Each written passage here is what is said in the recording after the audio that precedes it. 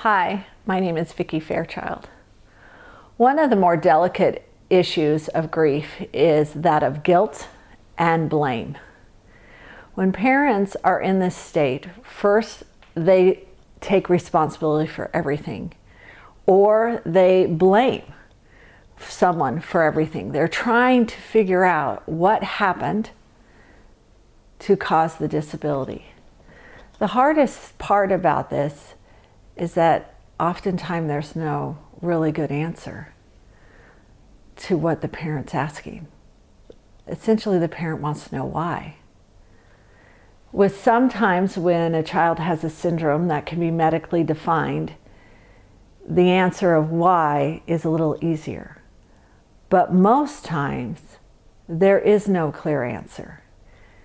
And so the parent is searching for what happened to cause. The guilt is coming from a place of wanting to right the world, wanting to find the reason.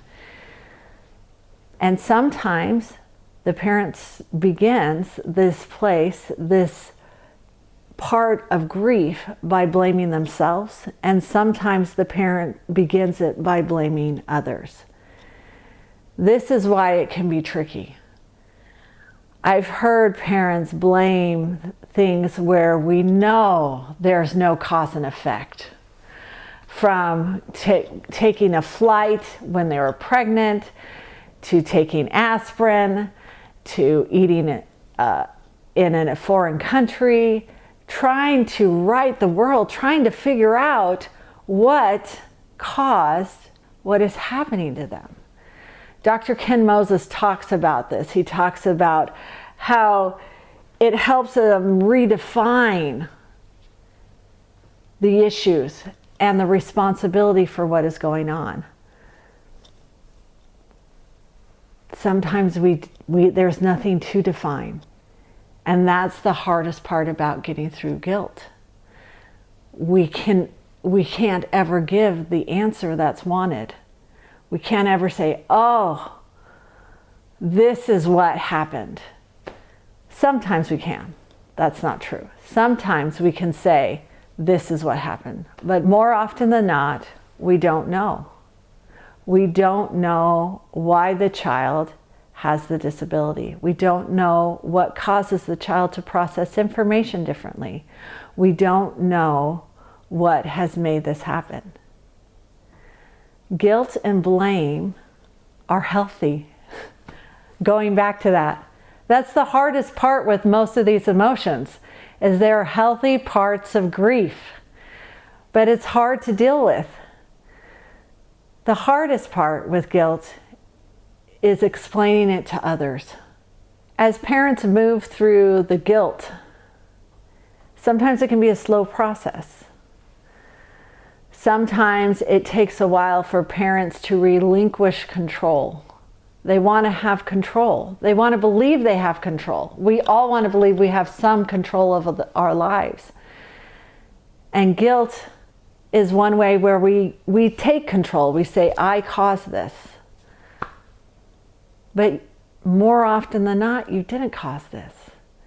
And it's so important to let that go. To allow yourself to live in a world where we can't control everything.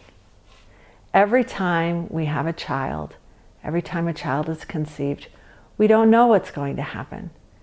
We can eat all the right foods, we can exercise every day, we can do those things that everyone says, and the child can come out with a perfect APGAR, and still the child can have a disability.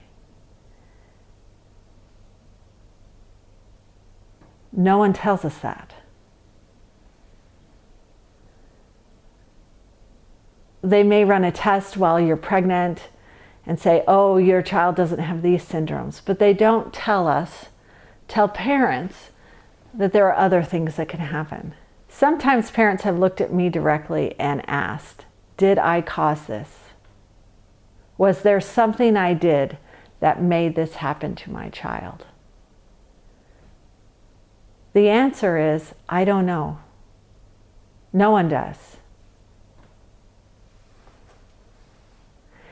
That's a hard place to be. But knowing that we don't know makes it all the more reason why we need to let go of the guilt. We don't know why some children are born with disabilities. We don't know why some children are born with great strengths. We don't know why there are such differences in what humans can do and what humans can perform. We wish we knew. By letting go of guilt, we admit that we don't.